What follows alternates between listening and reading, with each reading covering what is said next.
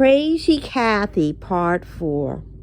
So, when the poor, sick, cancer husband was trying to sell the large, luxurious house so that they could downsize into a small, luxurious house, they immediately got multiple purchase offers where people actually offered more than the asking price.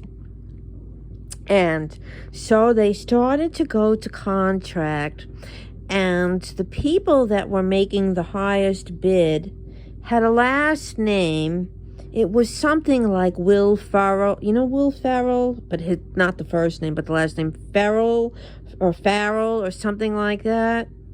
And so they had signed these papers with the realtor, for a huge purchase. And when the wife heard their last name, Crazy Kathy screamed and yelled she didn't want to sell the house to them because the name sounded like the word feral, like a feral animal or a feral cat, F-E-R-A-L,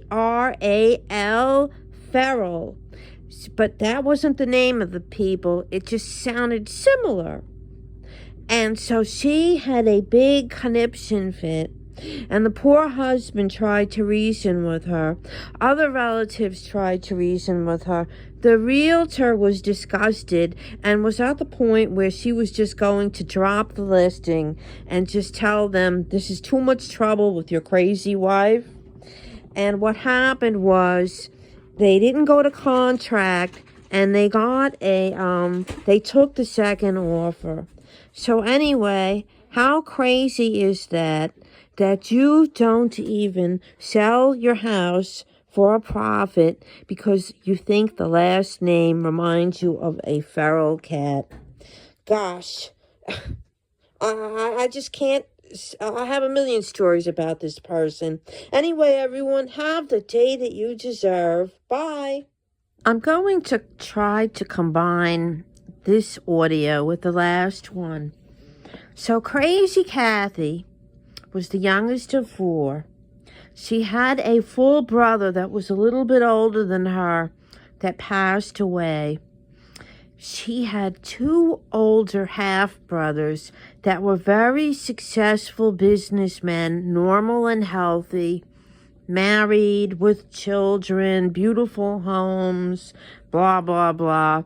And they really had nothing to do with her, nor did they want to, because they knew she was crazy.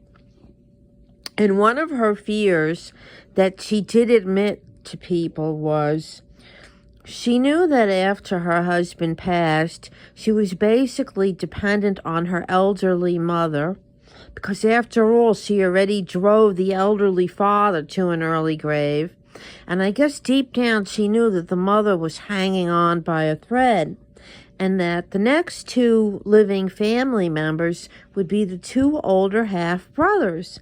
So she tried to contact them and suck up to them, and they basically told her off, and they told her that they weren't going to put up with her crazy nonsense like the other relatives did, and if it was up to them, they would take away any assets she had and have her committed full-time.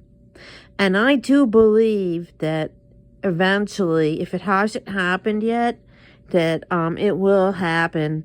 And she didn't really care about her husband, her father, her mother. She didn't care about anyone but herself and her own crazy self, her K-cups from the expensive market, and all of her devices that she thought were watching her because she was so special and interesting that strangers wanted to know about her boring, losery, mundane, crazy life.